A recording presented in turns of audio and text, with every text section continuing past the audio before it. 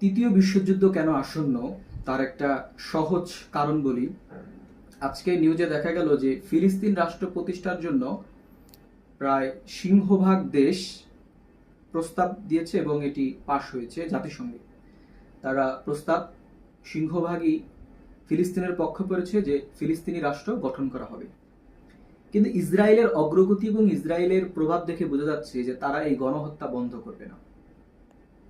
এখন এই বিষয়টা আসলে কেন তৃতীয় বিশ্বযুদ্ধকে আহ্বান করে তার একটা উদাহরণ দিই। প্রথম বিশ্বযুদ্ধের ভয়াবহতা দেখে বিশ্ব নেতারা 1920 সালে লিগ অফ নেশন নামে একটি আন্তর্জাতিক সংস্থা তৈরি করেছিল, যেটির কাজ ছিল সমগ্র বিশ্বে শান্তি প্রতিষ্ঠা করা এবং যুদ্ধ কমানো, অর্থাৎ সমগ্র বিশ্বকে একটি শান্তি নিরাপদ স্থাপনে তৈরি করা। কিন্তু দেখা গেল দ্বিতীয় বিশ্বযুদ্ধ শুরু হওয়ার পর লিগ অফ নেশন কাজ করেনি, অর্থাৎ দ্বিতীয় বিশ্বযুদ্ধ লেগে গেল, লিগ অফ নেশন আর কাজ করলো না। ঠিক দ্বিতীয় বিশ্বযুদ্ধের পর আবার বিশ্ব নেতারা বসে আরেকটি প্রতিষ্ঠান তৈরি করলো, যেটি আজকে আমাদের জাতিসংঘ। জাতিসংঘ প্রতিষ্ঠা হওয়ার দীর্ঘ সময় পার হয়ে গেছে। তো জাতিসংঘ প্রতিষ্ঠা হলো, লিগ অফ নেশন প্রতিষ্ঠার পর জাতিসংঘ প্রতিষ্ঠা হলো কেন? কারণ লিগ অফ নেশন কাজ করতে পারেনি, বরং সেটার প্রতি আর বিশ্ব নেতাদের আস্থা ছিল না, বরং সেটা যুদ্ধ কমাইতে পারে নাই, শান্তি প্রতিষ্ঠা করতে পারে নাই। পরবর্তী দ্বিতীয় বিশ্বযুদ্ধ লেগে গেল।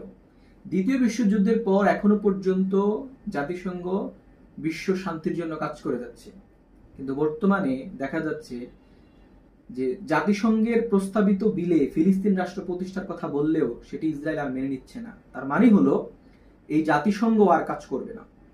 অর্থাৎ জাতিসংঘ যদি কাজ করতো তাহলে অলরেডি ইসরায়েলের ফিলিস্তিনের উপর, গাজার উপর গণহত্যা বন্ধ হয়ে যেত। অতএব এটা যেহেতু বন্ধ হবে না, হচ্ছে না, অতএব জাতিসংঘ আর কাজ করবে না। বা আমরা বিশ্বব্যাপী দেখতে পারতেছি যে রাশিয়া ইউক্রেনের যুদ্ধ, ফিলিস্তিনের যুদ্ধ, তারপর আরো আফগানিস্তানের সাথে যে পূর্বে যে যুদ্ধগুলো ছিল এক একটা অঞ্চলে, সেই যুদ্ধগুলোকে কিন্তু কোনো মীমাংসা করতে পারতেছে না জাতিসংঘ, বা তাকে কেউ গ্রাহ্য করতেছে না। অতএব এটি এখন মোটামুটি অকেজো হয়ে যাবে। আর এটি অকেজো হয়ে যাওয়া মানেই হলো আবার সেই সকল দেশ আর কোনো কিছুতেই চুক্তিবদ্ধ হবে না এবং তারা কাউকে আর কমিটমেন্ট দিবে না। তারা আবার নিজেদের মতো নিজেদের শক্তিমত্তা জাহির করবে।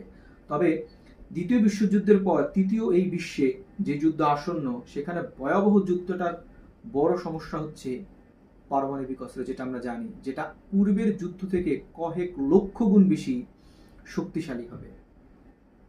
তো তৃতীয় বিশ্বযুদ্ধ যে আসন্ন, এটাই স্পষ্ট। কারণ আজকের